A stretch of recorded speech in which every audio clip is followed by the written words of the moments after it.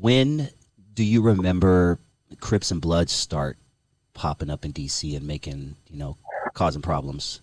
Wow, I can't remember. I couldn't tell you the year, but I remember slowly. Wow, when was it? Was it in the '90s maybe?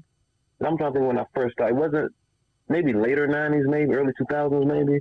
It wasn't really heavy because here we didn't have gangs. We just had crews. We had neighborhoods, and slowly it started popping up. People start claiming this, claiming that. I can notice how a lot of different young guys were starting to change their attire with the red, with the blue.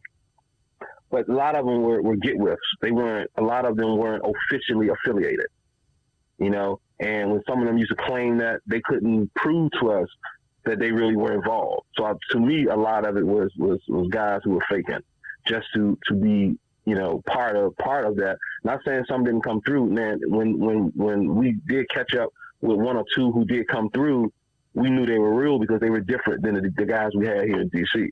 They were official with it, and we can tell the difference doing our interviews and stuff, because a lot of DC guys who were trying to claim that, man, they weren't really about that life, man, because our guys weren't part of that gang culture. Gotcha. As a detective, you get a tip. What is the process after you receive that tip? What are your next steps? How do you follow up on that tip?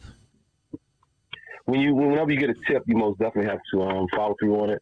You take the information from the tip. You look at what you already have.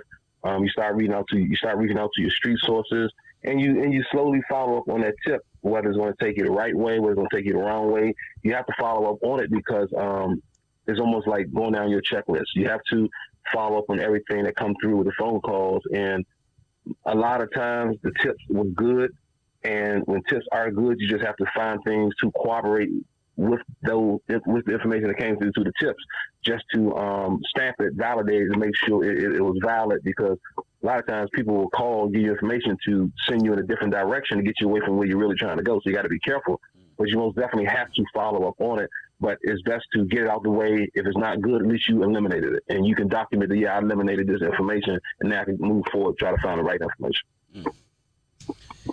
Now, we've all seen shows like 48 Hours and, things like that. Tell us the reality of it. How, of the homicides that are solved, how long on average did it take to solve